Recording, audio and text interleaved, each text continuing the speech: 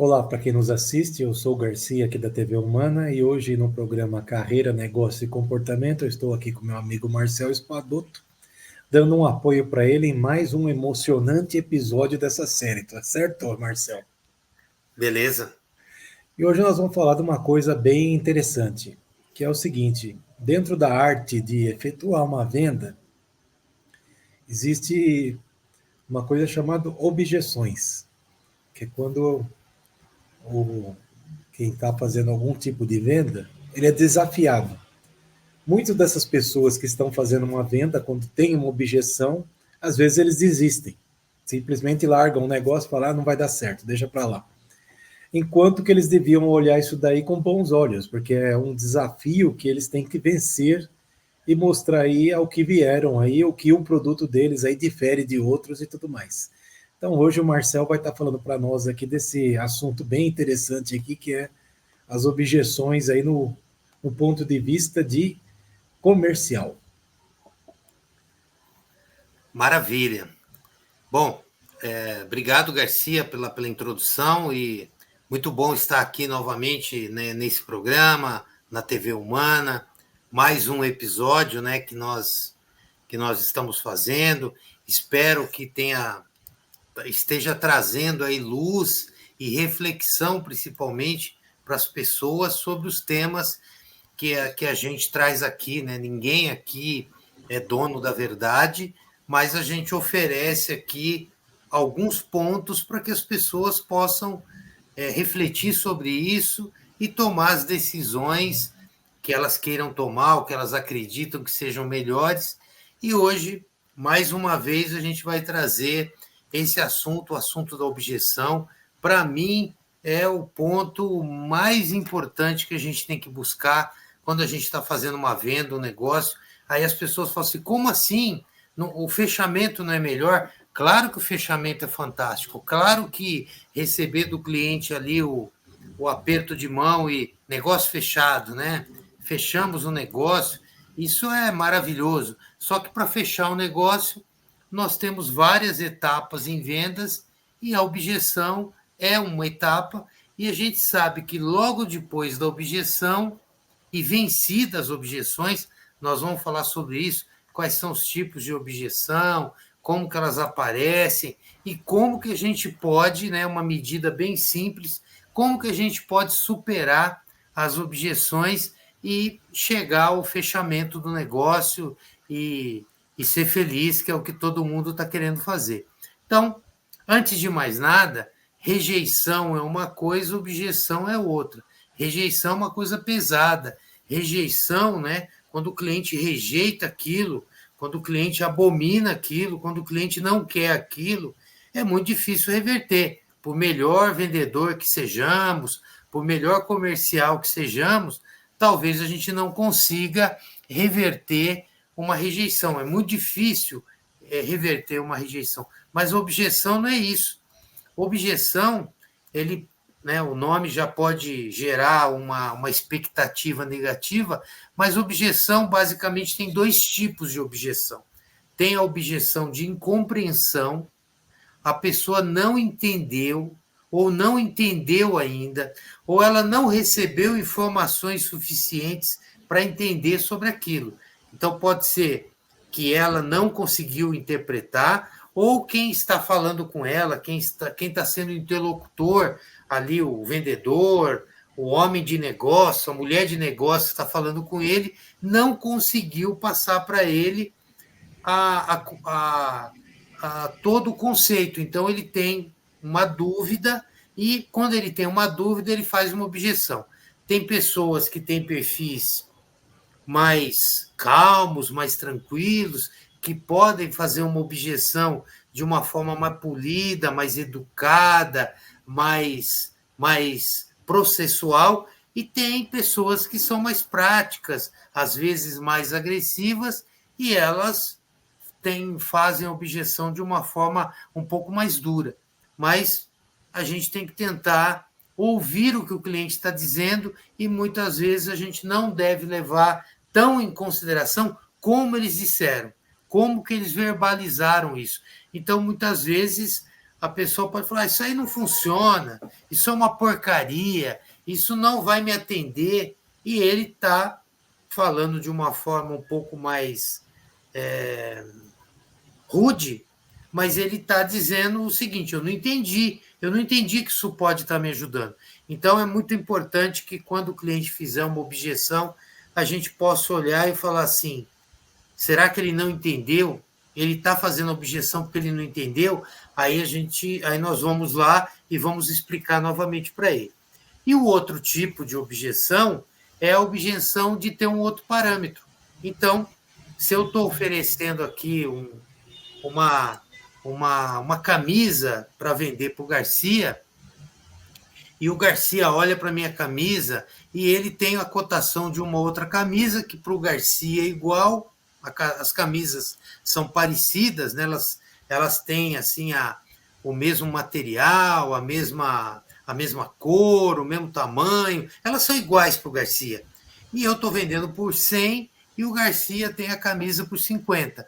Então, o Garcia tem um parâmetro para fazer uma objeção. Falar: opa, sua camisa é bem mais cara do que essa. Ou pode ser uma objeção técnica também. Olha, essa camisa que eu tenho aqui, ela atende às especificações. Eu vou trabalhar com um produto aqui altamente corrosivo e essa roupa que eu vou usar, essa camisa que eu vou usar, ela tem que ter ela tem que estar, ela tem que suportar o contato com essa substância. Essa outra camisa que você está vendendo aí, ela vai derreter no primeiro minuto. Então, por mais bonita que seja, por mais barata que seja, por menor custo que tenha, essa camisa não me atende. Então, são duas coisas que a gente tem que olhar. O cliente não compreendeu, ou a pessoa do outro lado que eu estou interagindo não compreendeu, ou ela tem um outro parâmetro e ela acredita que esse parâmetro que ela tem é melhor. Então, basicamente, as objeções vêm com esses dois tipos, né? E, lógico, ele pode estar objetando sobre o preço, ele pode estar objetando sobre o prazo de entrega, ele pode estar objetando sobre o produto, serviço ou solução, ele pode estar objetando pela sua empresa que ele não conhece, pode ser algo novo para ele. Você é de uma empresa que não é conhecida no mercado por vender aquele produto. Então, basicamente, as objeções vêm. As pessoas falam muito do preço, né? Não, porque o preço, não tem como negociar absolutamente nada que a gente não tenha que falar do preço, porque o preço é um componente. Por isso que ele é importante, mas ele não é o mais importante na maioria dos casos. Pois não, Garcia? Eu quero pegar um exemplo aí de uma situação que eu li já faz muito tempo já, numa revista Exame. Já faz muito tempo mesmo. Acho que foi no início aí do século XXI, vamos falar assim, né?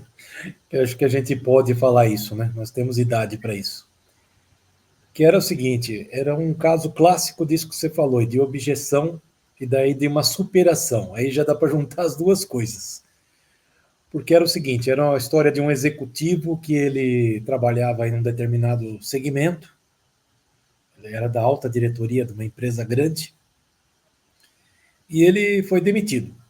Daí ele pegou e falou assim: pô, o que eu faço da vida? Ou eu fico aí procurando um emprego aí até achar, ou eu pego aí, com o conhecimento que eu tenho adquirido aqui, que é muita coisa, e eu estou aqui com um dinheiro aí, uma certa quantidade aí, eu posso de repente montar uma empresa para prestar serviços para essa empresa que eu fui diretor, porque eu entendo tudo lá que eles precisam do ponto de vista de serviço. Então, aí o exemplo aí da objeção que aconteceu foi o seguinte: ele chegou, marcou uma reunião lá com o ex-chefe dele, que era o CEO da empresa. O cara o atendeu, né? Porque ele tinha trabalhado durante muito tempo lá, então atendeu ele. Ele chegou lá e falou o seguinte: olha, fulano, eu trabalhei aqui e tal, montei agora a minha empresa aí e tal. Na verdade, estou montando ainda a minha empresa. E eu queria prestar serviço para vocês. Qual foi a objeção que ele teve, assim, imediata? A objeção foi: tá, mas tudo bem, eu conheço você há anos, sei que você entende tudo que nós temos aqui e tal, mas cadê tua empresa? Você está com a empresa no papel. Eu não estou vendo nada, não estou vendo a empresa, não estou vendo funcionário, não estou vendo equipamento, não estou vendo case, não estou vendo nada. Eu não vou arriscar aqui contratar você. Então foi a objeção que houve ali naquele momento. Bom, aí diante disso, o que ele podia ter feito? Ele podia simplesmente ter se conformado e falado, não é para mim esse negócio, voltado para casa e começar a montar currículo e até cansar, pagar alguém para fazer um outplacement dele aí e tudo mais, aí torrar mais dinheiro. E sei lá, talvez incertamente ele conseguisse aí um emprego. Mas ele não fez isso. Aí que é o grande lance aí que eu quero falar, é a questão da persistência. Então ele pegou aquela objeção que houve naquele momento, que foi uma negativa, que assim, o cara não pegou e falou, não quero fazer com você, de jeito nenhum vou fazer. Ele só fez exatamente o que você está falando, uma objeção. Eu ainda não estou vendo nada seu, me mostra alguma coisa que daí eu posso fazer. Mas daí, como ele entendia muito bem daquele mercado lá, ele sabia outras empresas que precisariam de serviços dele. Então ele falou, não vou nesse momento voltar nessa que era onde eu trabalhei e tal, porque eu vou ouvir de novo isso. Então, o que ele pegou e fez? Ele pegou e blefou.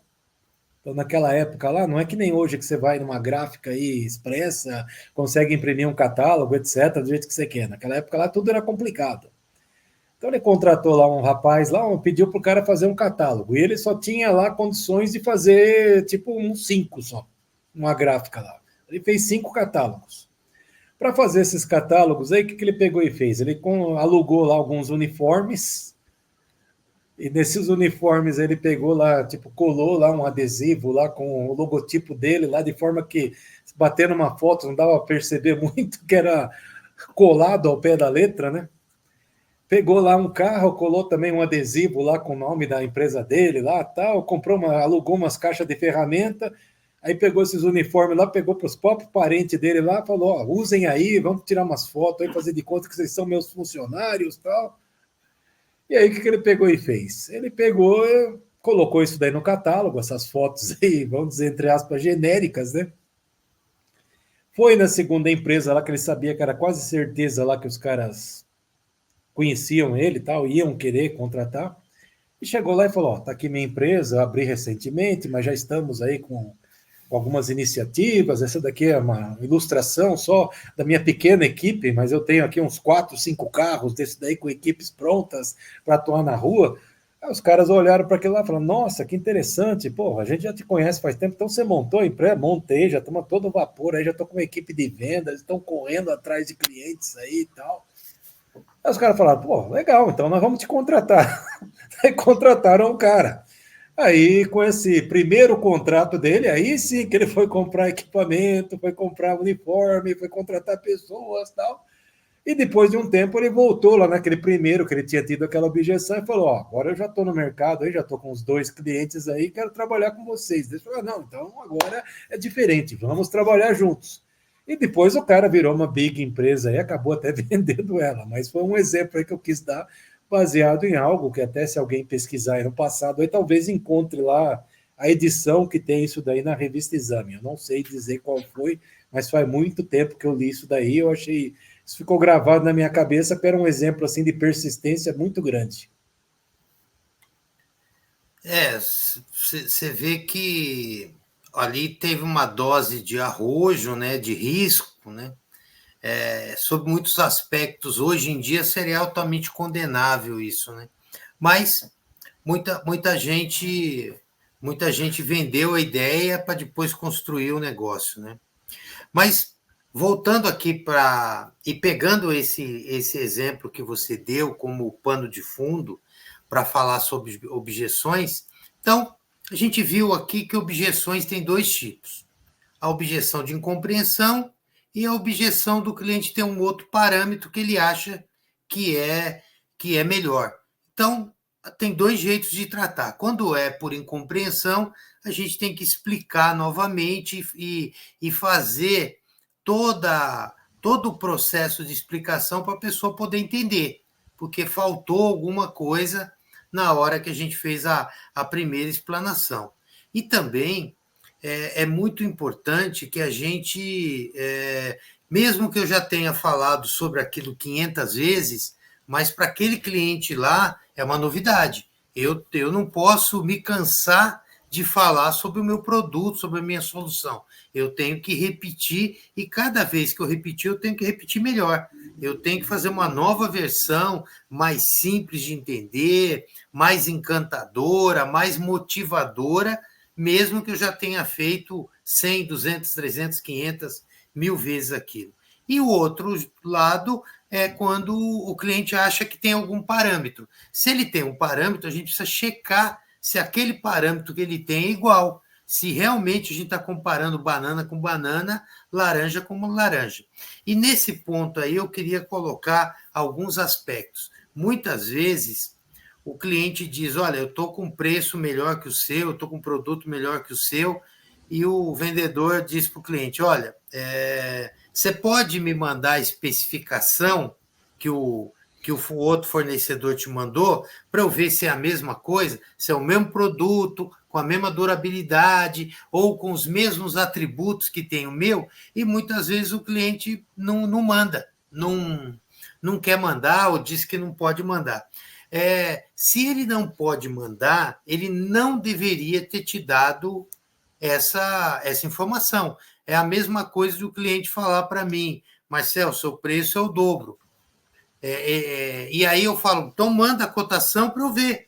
Aí ele vai falar assim, você não confia em mim? Eu falo, lógico que eu confio em você, mas eu tenho que levar para a empresa, eu tenho que fazer uma análise lá.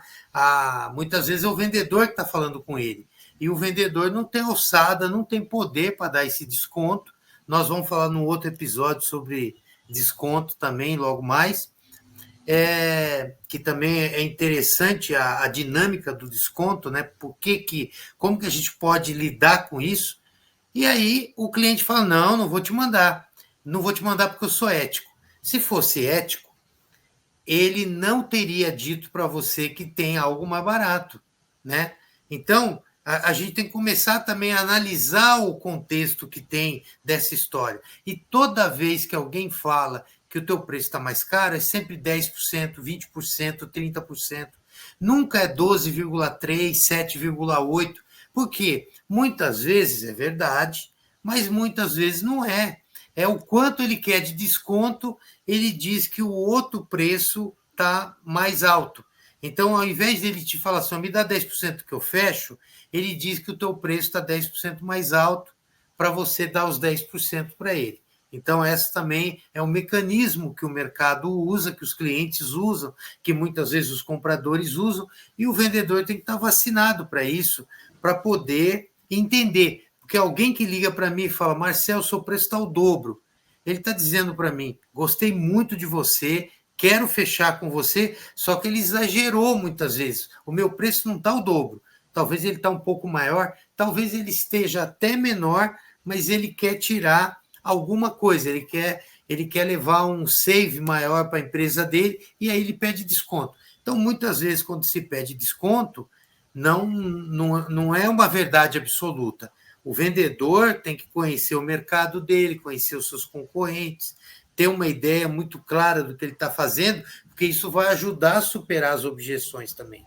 Então, preço, não tem como negociar nada que não tenha qual que é o produto, serviço, a solução, qual o prazo de entrega, qual é a condição de pagamento e o preço. Não dá para negociar sem o preço. Não dá para fechar um negócio sem falar do preço. Por isso que se fala o preço. O preço é importante. Muitas pesquisas que já foram feitas no Brasil, fora do Brasil, colocam o preço como quarta, quinta, sexta coisa mais importante na hora que a gente está negociando, mas não tem como deixar de passar por ele, né? Então, as questões que vão tomar conta desse negócio na hora que a gente tiver as objeções é o preço, o prazo, a condição de pagamento, o tipo de produto, as cláusulas do contrato, porque isso é inerente à negociação. Não tem como negociar sem passar por isso. Pois não, Garcia?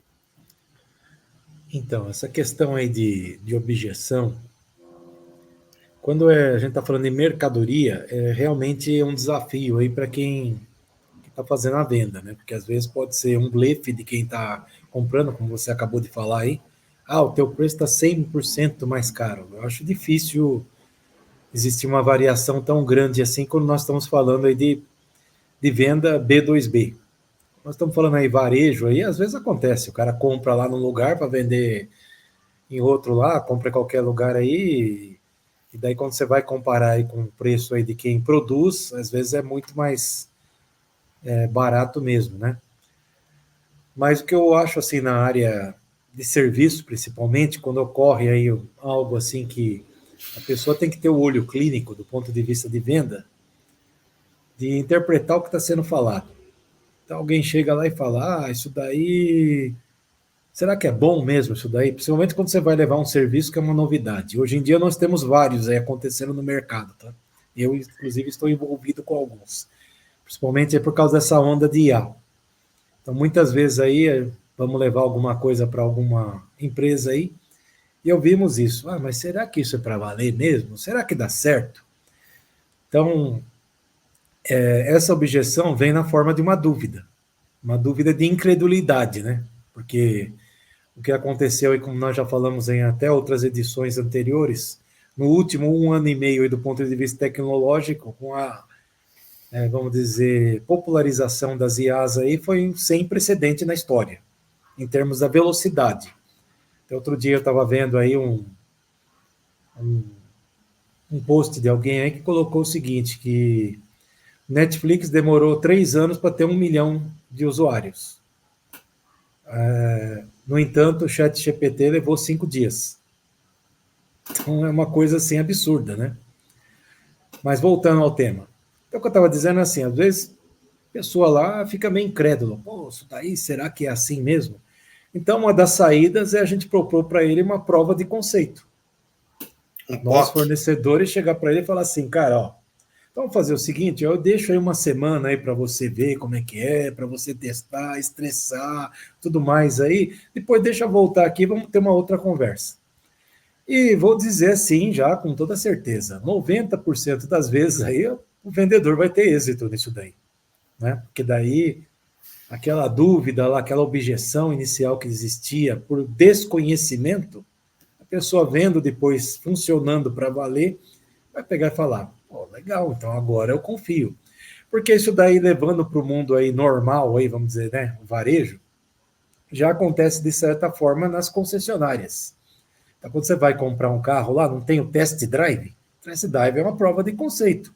Então, você vai entrar dentro do carro, você vai sentir lá como é que é dirigir ele, se é confortável, se o ar-condicionado é bom, se a acústica é boa, etc. Então, é algo que já foi, vamos dizer, ratificado aí, funciona perfeitamente no mercado. Então, essa é uma das estratégias aí que vendedores aí comerciais do mundo aí podem estar usando, né? A É isso que tal eu da queria passar. experiência é super importante hoje, né? Experiência do usuário, né? Isso, isso. Agora, falamos aqui de muitos aspectos da objeção, mas vamos falar como superar as objeções, como que a gente deve agir quando o cliente faz objeção. Primeira coisa, por mais que eu tenha ouvido aquela objeção dezenas de vezes, centenas de vezes, para aquele cliente é a primeira vez, ele não conhece aquilo, ele não compra aquilo todo dia. Então, quando ele estiver fazendo objeção, a gente tem que acolher a objeção dele.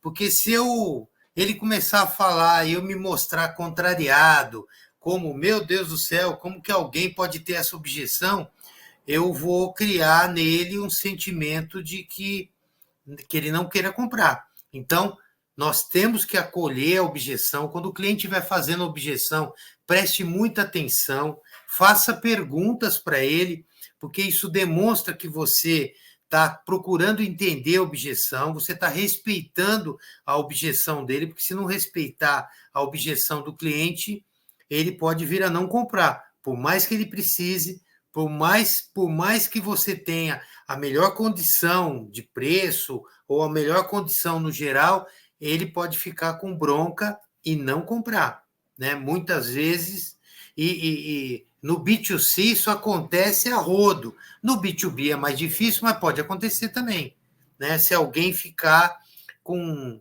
raiva ou não gostar do comportamento do cliente. E a gente pode usar também a própria objeção que o cliente está fazendo a nosso favor. Porque se o cliente fizer objeção para mim e eu falar para ele, senhor cliente, senhora cliente, 90% dos nossos clientes trazem essa questão que o senhor trouxe. Então, eu estou dizendo para ele, você não é uma pessoa fora do mundo, você não é um louco, porque você está fazendo uma objeção que a maioria das pessoas fazem e as pessoas compram da gente. Então, eu estou mandando ali uma mensagem para o cliente, quem tem esse tipo de objeção é normal ter e compra da gente. Ou seja, eu consigo superar essa objeção. Eu já estou mandando um certo comando ali subliminar de que eu consigo resolver aquilo. Então, essa parte do acolhimento da objeção é super importante, não pode ser teatral, tem que ser algo natural para o cliente se sentir confortável, não um bobo, um louco que está fazendo uma objeção. E quando o cliente fizer as objeções, nós temos que perguntar para ele, senhor cliente, senhora cliente, somente isso que está impedindo o fechamento? Porque muitas vezes o vendedor ele vai resolvendo as objeções picadas e o cliente vai lançando novas objeções. Porque um cliente que pede um desconto muito grande por pedir, ele não tem ideia de quanto custa aquilo, ele não tem ideia do valor daquilo, mas ele pede lá 20% de desconto. E o vendedor dá esse desconto muito rápido, porque pode dar, ou porque achou que poderia dar, o cliente fala, opa, pedi pouco, eu vou pedir mais. Eu vou pedir mais coisas. Então, antes da gente dizer para o cliente o que nós vamos fazer, ou se a gente pode fazer, a gente tem que isolar aquela questão. É somente essa questão, o cliente lançou objeção, e eu pergunto para o cliente, Garcia, é só isso que está impedindo o fechamento? E o Garcia fala para mim, é somente isso. Aí eu vou tentar resolver. Agora, se o Garcia fala, não, não é, eu falo, o que mais? Aí o Garcia vai falando. Se o Garcia tiver tanta objeção, um caminhão de objeções, e eu não posso resolver, eu digo, Garcia, infelizmente, dessa vez, eu não vou conseguir te atender, mas eu não perco tempo.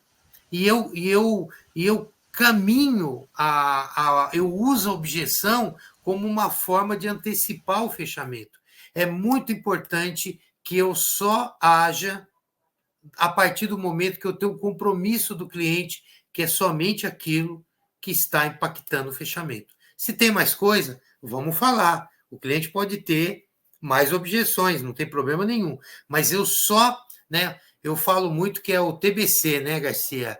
Eu só tiro a bunda da cadeira a partir do momento que eu tenho eu entendi tudo que o cliente precisa e eu posso resolver. Aí eu vou tentar mostrar para ele que o meu preço está certo, porque o meu produto ele é melhor, o meu produto tem mais atributos, a minha garantia é melhor, o meu produto dura mais, pode ser um monte de coisa. O meu produto traz mais benefício, o meu prazo de entrega se encaixa com a necessidade dele, a minha empresa é competente, né? Como você disse aí, uma prova de conceito pode resolver uma parada dessa, o cliente fala assim, não sei se vai resolver. Então tá bom, vamos deixar um mês aí, e o mês você faz a avaliação. Se funcionar, a gente fecha o contrato, você me paga. Se não funcionar, eu retiro tudo e levo embora e tudo bem.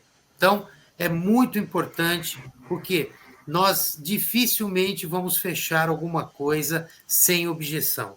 Quando a gente está no varejo, principalmente, muitas vezes a falta de objeção é alguém que não vai comprar ou um golpe. Quando a pessoa dá um golpe, ela não tem objeção. Ela aceita o preço, ela aceita a condição. Então, muitas vezes, a gente também tem que ter uma anteninha ali e falar, mas peraí, o cliente não fez nenhuma objeção, eu estou trazendo para ele algo aqui novo, diferente, e ele não tem objeção, então talvez aquilo não é para valer. Muitas vezes o cliente, ele nos chama não para comprar, ele nos chama para entender o que é aquilo, uma novidade de mercado que ele não sabe ainda o que é, ele simula que está comprando, porque ele sabe que quando ele fala que está comprando, o vendedor vai lá e vai se esmerar para fazer o melhor serviço para poder vender para ele, e a gente tem que ver, porque se o cliente também não tem budget para aquilo, não tem plano para aquilo, não tem visão para aquilo, por que ele compraria aquilo? Então, a objeção é parte integrante desse contexto de análise, de mapeamento, mas a gente só pode agir e ir para os finalmente com o cliente quando a gente sabe que é só aquilo. Se eu resolver aquilo, o negócio está fechado. Olha, eu nem vou mais falar com você. Se eu resolver isso, eu já vou emitir o pedido e mandar para você assinar, tudo bem? Então, a objeção ela não é um negócio assim de uma dificuldade, um negócio muito complicado. A gente tem que usar a objeção ao nosso favor e a gente pode fazer um pouco dessas pequenas dicas que eu passei aqui, mas se cada um de nós pensar sobre isso, a gente pode evoluir bastante aí a questão. Eu acho que o que eu tenho visto aí muito no mundo corporativo, principalmente nos últimos tempos, muitas pessoas que estão aí na área comercial não ter habilidade. Então, quando você passa aí essa aula, vamos falar aqui, de objeção, aí eu acho que é muito importante porque essas pessoas comecem a olhar aí seus pontos falhos aí em negociações aí, conseguirem melhorar, né? Porque o que acontece hoje em dia aí? Às vezes eu recebo muita gente, principalmente pelo LinkedIn e tal. Olha, eu queria apresentar meu produto. Ah, tá bom. Então vamos marcar um dia aí, quando é alguma coisa que realmente me interessa. Agora, tem muita coisa que a pessoa também não é muito clara na hora que ele faz uma abordagem para nós, que também nós já falamos sobre isso em outro episódio. A pessoa chega e fala, olha, eu vou dar um exemplo aqui de coisa que eu acho assim que é totalmente sem sentido se aproximar desse jeito. E vai ter uma objeção logo de cara isso. Tá? E não é só de mim. Eu tenho certeza que de 100 que a pessoa entrar em contato dessa forma, 99 vão pegar e vão ter objeções já logo de cara. A pessoa entra em contato no LinkedIn e fala assim, olha, eu sou aqui da empresa tal e eu gostaria de entender as suas dores para eu ter a solução. Isso aqui para mim é uma abordagem completamente equivocada, porque assim, quem diz que eu tenho alguma dor? De repente eu não tenho dor nenhuma. De repente minha empresa, minha função está totalmente equalizada. Então, e quem é você para se julgar melhor que eu? Então já começa por aí, né? E outro dia, uma pessoa entrou dessa forma ainda, e ainda complementou de uma forma mais arrogante ainda, que eu respondi ironicamente para a pessoa. Falei assim, ó, parabéns, você tem um ótimo senso de humor, eu achei essa piada sua engraçadíssima, eu morri de dar risada. Porque ele falou desse jeito para mim, e na sequência ele pegou e falou assim, ó, eu costumo reservar alguns horários na minha agenda para atender pessoas como você.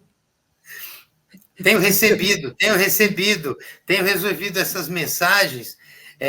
Alguém falou para ele que ele estaria valorizando o tempo dele e eu vou comprar a ideia por questão disso. É muita inocência, né?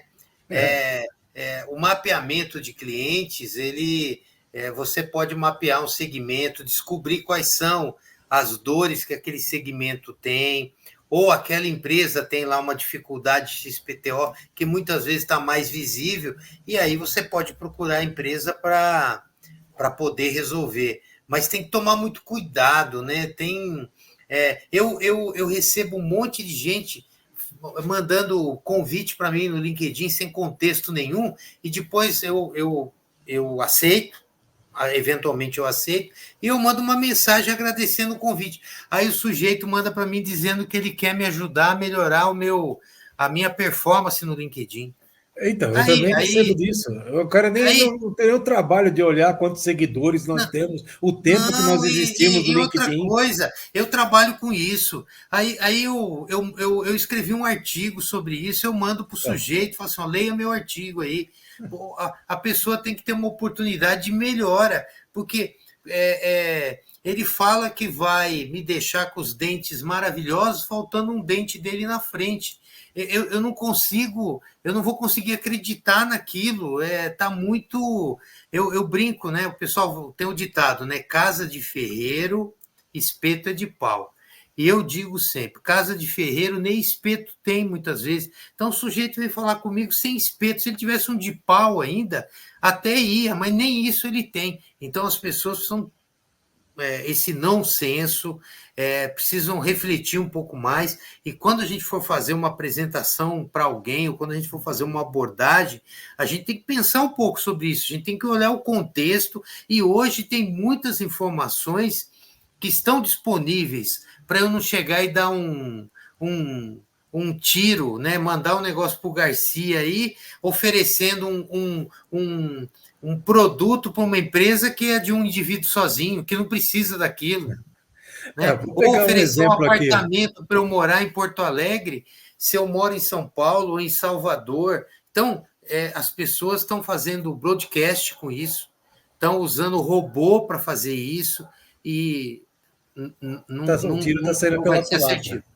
Vou pegar um exemplo aqui. Nós temos uma colega nossa aqui na TV Humana, que ela é uma top voice aí da área aí de pessoas, né? Então ela tem aí mais de 650 mil seguidores, escreve artigos, posts, dá palestras, curso, dá aula em faculdade, etc.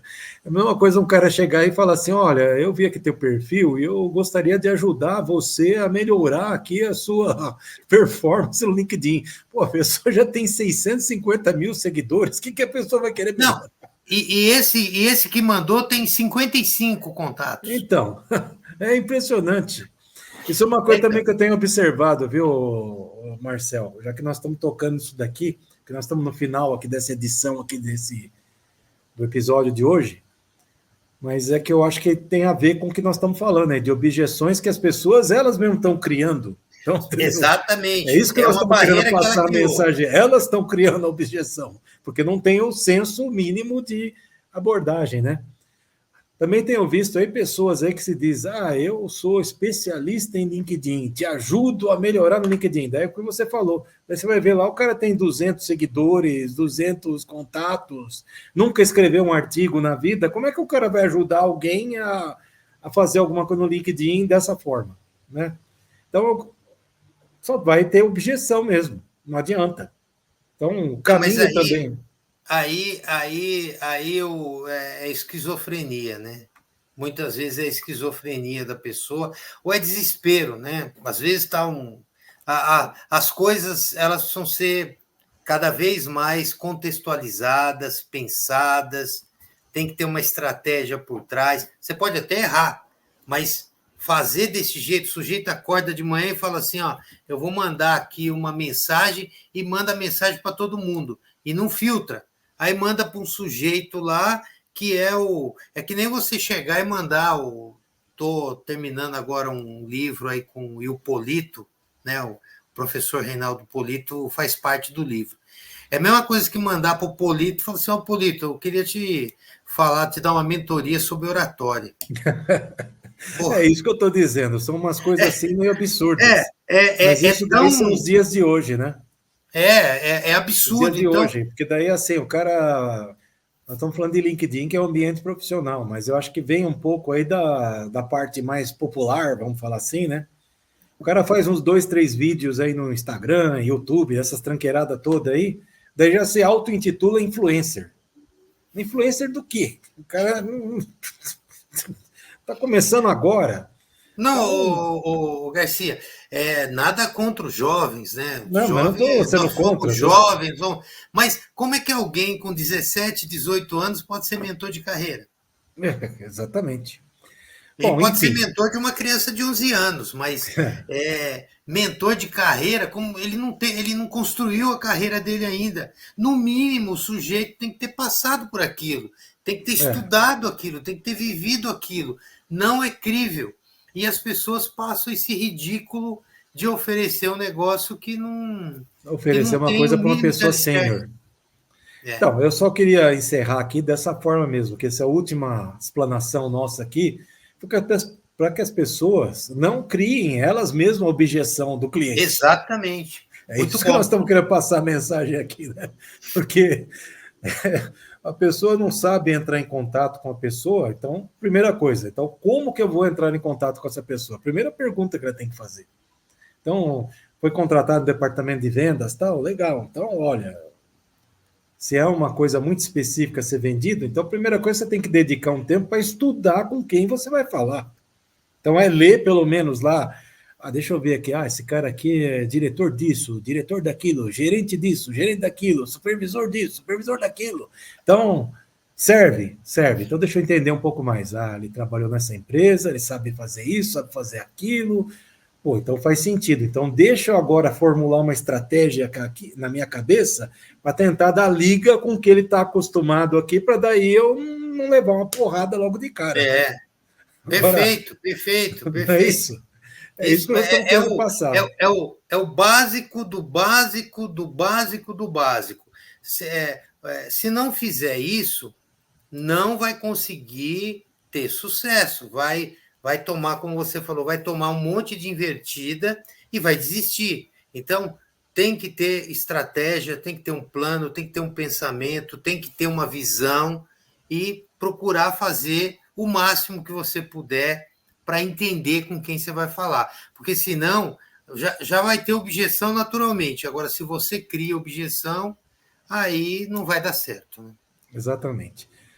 Bom, e para quem nos assiste aqui, nós estamos chegando ao final de mais esse episódio aqui do nosso programa aqui, aqui na TV Humana.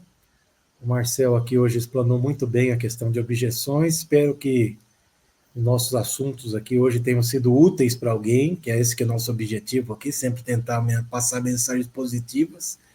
Para quem se ofendeu e da forma que nós falamos aqui no final, eu sinto muito, tá? Mas foi simplesmente a realidade e nós estamos externando aqui o que talvez você não ouviu diretamente de quem você abordou errado. Então... Reveja seus conceitos, né? Antes de ficar bravo com a gente, que também não vai resolver nada ficar bravo com a gente, mas reveja seus conceitos, porque isso pode dar uma luz, porque o sujeito tem competência, ele tem coisa boa para oferecer. De repente entrou pelo caminho errado, ouviu alguém, viu um galo cantar em algum lugar e está tentando reproduzir. Mas hoje tem que ser feito com muito esmero, com muita dedicação, com muito profissionalismo, essa parte de abordagem dos clientes. Bom, então, novamente, para você que nos assistiu aqui, muito obrigado. Espero vocês no próximo programa aqui com meu amigo Marcel Espadoto. Tá bom? Até lá. Bacana. Muito obrigado, pessoal.